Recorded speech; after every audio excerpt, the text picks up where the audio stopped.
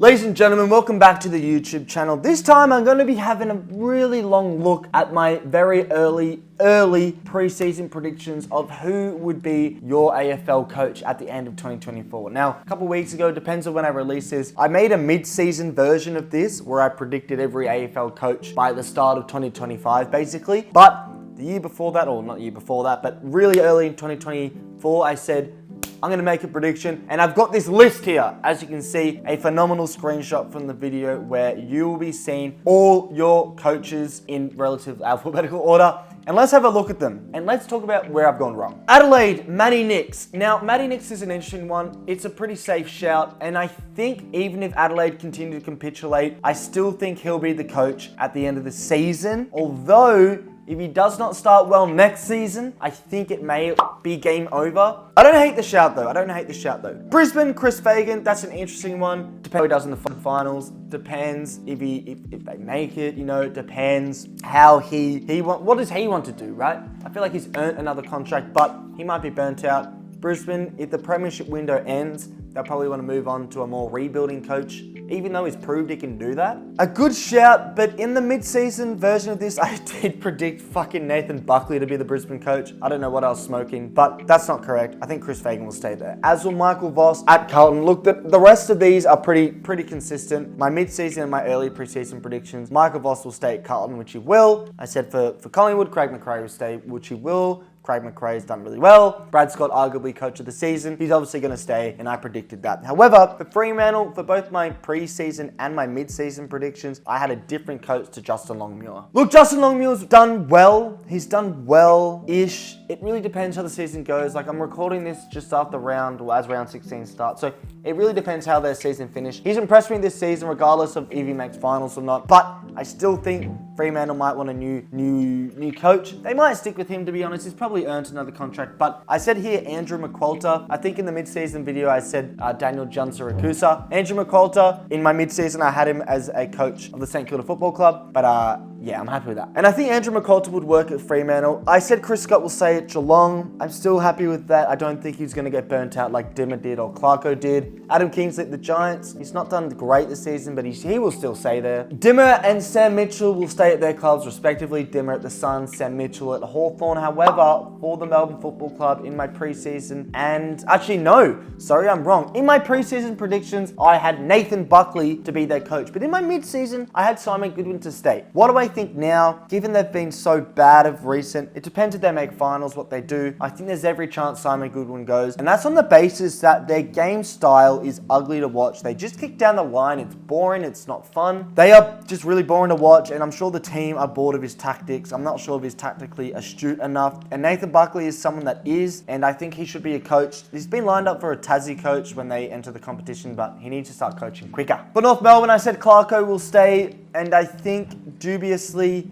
he might. In my mid-season predictions, I believe I said he will leave, but with Clarko, it's always hard. Does he want to stay as coach? Does he have the drive to be a coach? That's really dependent on him, but I'm not too mad about that one for North Melbourne. I think mid-season I said a lot of these new coaches like Josh Carr, Junsarakusa, some other names who escapes my mind that I can't quite remember. Blake Carosella is another one who I've lined up to be a coach. There's some really impressive coaches waiting in the wings. But for Port Adelaide, I did have Leon Cameron down. Now, Leon Cameron in my mid-season predictions, I had to take over the Dogs as their head coach. In my preseason, I've obviously gone with Port Adelaide here. Port Adelaide's an interesting one. Regardless if Port make finals, I think they keep Ken Hinkley because he's contracted for one more season. I think Josh Carr is being lined up to be their 2026 AFL coach. Look, Ken's probably deserved not another contract, but that extra year. He deserves to stay that final year of his contract, but it really depends what he wants, depends what Port Adelaide want. They're not happy with him at the moment, Port Adelaide, but things can change quickly. Richmond now, we have Adam Uze, and I think regardless of what happens, we're going to keep him. I had him as my mid-season coach, in my pre-season coach as well, and my current coach, and I think that'll be the same next year. However, for St Kilda, in my pre-season predictions, I have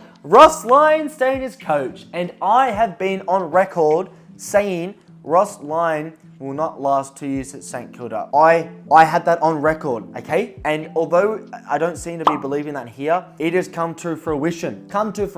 My mid-season predictions, I had, who did I have? Andrew McQualter as the coach of the St Kilda Football Club, because I just think Ross Lyon's past it. The game style's awful. It's boring, a bit like Melbourne and Simon Goodwin. It's just so boring. Slow, lethargic, down the line, not exciting. And at least for Melbourne, they're getting results. But for St Kilda, they just keep losing. They can't win, and the fans are sick of it. And one year they're good, the next year they're bad, the other year they're bad, and then they're good, and then they're bad. It's just the cycle of St Kilda. And look, although he did well last season, this season is done not well. Get rid of him. Get McCall to another coaching. For the Swans, John Longmire, that's consistent. We're happy with that. The whole competition is the only way John Longmire will lead the the Swans, is if he thinks I need a break. But whilst we're in the prime of their team, he's not going to leave. For the Doggies, I had Bevo to stay as their coach. Now, Bevo's always hot and cold, right? The Dogs, for a few weeks, are hot. People think they'll make finals, and then they think Bevo will stay. They lose 3 in a row. People think the Dogs are fraudulent, even though they've got a great list. And then subsequently, people think Bevo is not a good coach. Let's make one thing clear. Luke Beveridge is not an awful coach, but he's not a good coach. The thing with Bevo is, for the last 6, 7, 8 seasons at the Dogs, he has had some phenomenal players and a very impressive list. Think about the high draft picks, the talent, the midfield, everything at his disposal. He should be making top 8. He should be winning finals. He should be doing better than what he has done in most of his seasons. And that's the point with Luke Beveridge. He's not doing awful enough to be sacked, but he's not doing well enough to keep his job. So it's a weird middle ground. I think he's going to go maybe next year, the year after. You know, Draper mid-season was saying some interesting things on podcasts, saying if he stays next year, wouldn't be surprised if many Dogs players leave. Obviously, at the start of the season, there was some big question marks of why he was leaving certain players out, why he was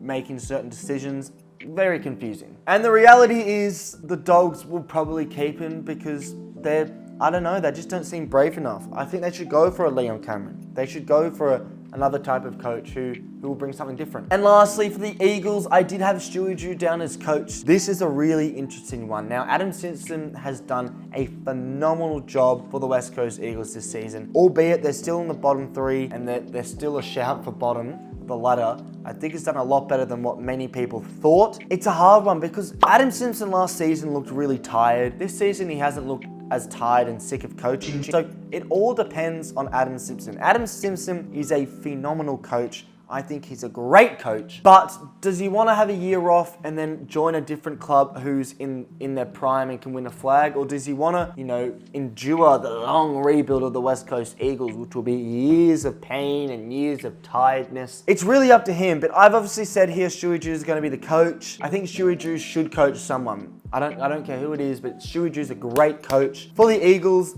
I think they would rather keep Simpson, but if he left, and they got Stewie Dew, I don't think they'll be too mad. And that's my list. Thank you very much for watching. Follow the TikTok, FTFooty. Like, subscribe, all that good stuff. And I'll be seeing you, I don't know why I did that, in another video.